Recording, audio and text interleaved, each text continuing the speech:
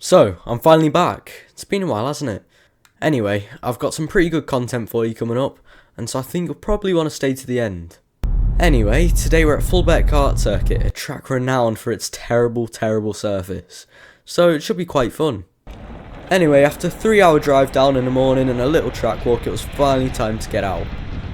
Now, I thought it was anyway, until I decided to drop it into the first corner, which is slightly embarrassing, but at least I wasn't alone.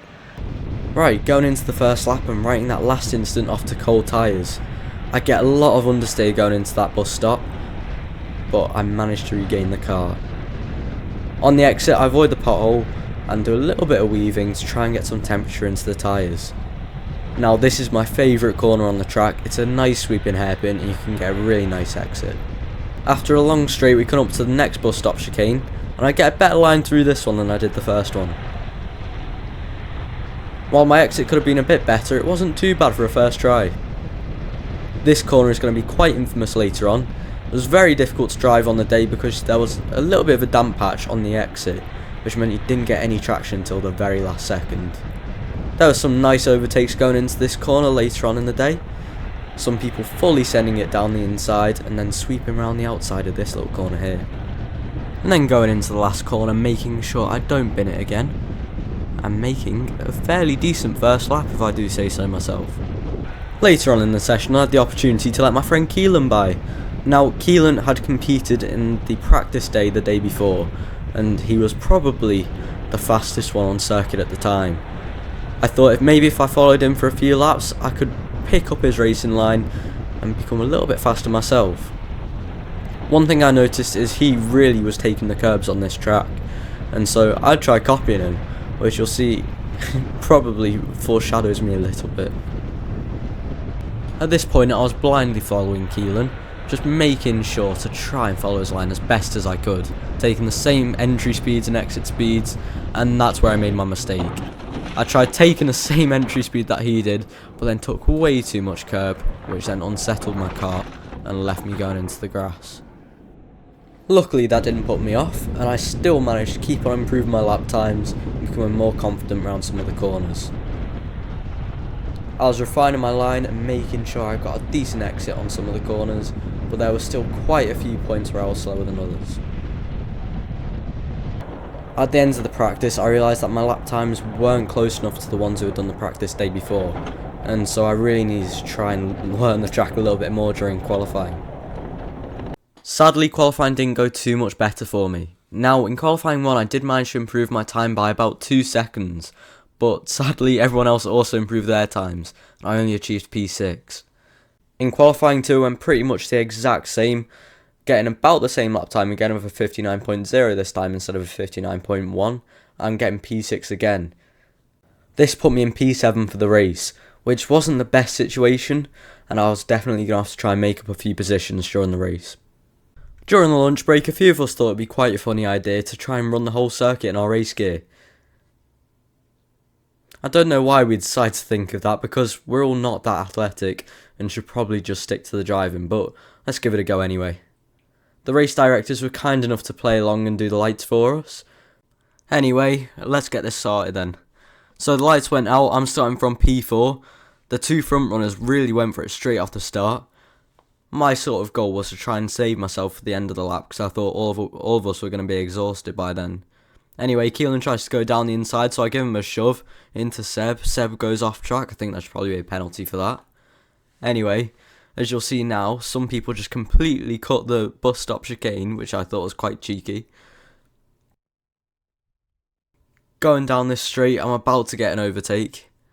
Round the outside, very nice. And then when we look back, when we get into this corner, we realise that everyone has just completely cut the track. We all sort of give up on taking the real racing line and just cut across the grass anyway. A few of them have already given up and started walking. And we'd all pretty much given up already. I mean, I hadn't even lasted, 2 corners and we're already done. That just shows we should probably stick to the driving. Anyway, when we made it back to the pit lane, I took the liberty of trying to conduct some pre-race interviews. Alex, how are you feeling for the race today? I'm not feeling the best. Oh, why is that? Well, because of the fact that my qualifying went rubbish. Let's start with quali one. Quality 1, tyres were too cold, so it took a long time to warm. Qualifying 2, yeah, I just dropped it in the gravel because someone broke too early. Told you wasn't I wonder anyone who here. that was. It's called a warm-up lap. Yeah. Learn how yes. to do one. So, And yeah, you ended up sort of going off into the gravel in quali. So what happened after you went off into the gravel? Well, the engineer then, the marshal then accidentally hit the kill switch. So I was just sat there in my kart for 2 minutes and it wouldn't turn on. That sounds like not very great. And then what happened after that? So they got me to get out of the kart. Yeah. They got me to run to race control. And then when I got there, they all went, your kart's back on, go back in. And So how many more laps did you get once you got back into your car? Oh, including a warm-up lap? Including the warm-up lap. 2. Right, And so, the funny matter is I set a PB. what is your plan for the race? Well, I'm starting dead last, as we can all tell. I'm pretty sure I got disqualified from Q2. So the plan is just to not take it easy. If I see a gap into turn 1, I will send it. So, Seb, how did your qualifying go? It actually didn't go too badly, It was did it? solid actually. Yeah. Quali 1 probably P4 and then P2 and Quali 2. So. Ooh, P2, that's very good. Yeah. Now, how many times did you spin in your qualifying sessions? I don't know if I spun in Quali 1 actually. Did you not? No, Really? I don't think I did. Because I think you spun a couple of times in quali 2, if I do remember myself. Maybe twice at the Maybe. first chicane. I think it might be a few more than twice. No, it was twice actually. You sure? You sure? It was Yeah. twice. Didn't Yeah. knock you up any time. He did ruin a couple of my laps thanks to his questionable driving. You're in 6th anyway, mate. Shut It's up. fine. I would have taken your second place if it wasn't for you spinning. Sure, That's what they all say. sure. I think you might start in about P3. P3, P2 I think, yeah. What is your plan for the race? Obviously, Keelan's starting in first. That is, I think he's just going to go, so we'll just let him be. Hope he spins and hope I don't spin, so. After those questionable pre-race interviews, we took a little bit of a wander, watched some of the other races, and then it was finally time for us to go for the race ourselves. Sadly, the championship I'm in doesn't allow cameras during the race and during qualifying, so I had to get my dad to record it from the sidelines, but anyway, hopefully this will be good enough for you. The light's about to go out, we're all watching the lights, and they're out. Now I get a pretty good start, and I managed to actually make a place up on the start. You see the guy on the left with the yellow helmet. Now I cut straight back in, so I'm on the outside for this corner. We're on cold tyres and it's quite a high speed corner, so I don't want to understeer into anyone. So far I've made up one place. I'm not sure if you can see me, but you won't be able to see me now, but I have a black helmet and I'm behind someone in a white helmet. I have a look around the outside, but there isn't really an option. And I try and go down the inside here, a little bit ambitious, so I have to back out. The person in front of me tries to go for a dive bomb, but that causes them to spin on the apex of the hairpin. Now that completely throws me off and I have to dodge them and go really deep into the corner. That makes me lose a lot of time to the people in front, and it means that Aiden, the person behind me, is very, very close to overtaking me. That means I now have to try and defend and also catch up this time to the people in front, which is going to prove to be quite difficult. Anyway, that's one lap done, and I've managed to make up 2 positions in only 1 lap, which is brilliant. Going into the back hairpin note is where everything goes wrong. I'll zoom in and slow it down in a second. So as we're all going around the corner, I'm in the black helmet behind the person in the yellow suit. Now you can see Aiden behind me, and as he's going round, he tries to go around the outside me while I'm following the racing line. And you can't really see it, but he actually goes off track. Now that is the reason why I got black flagged. So in my opinion, Aiden wasn't really alongside me until the very last part of the corner, and even then he only really had his front left axle poked around the outside, and I didn't even realise he was going for the move.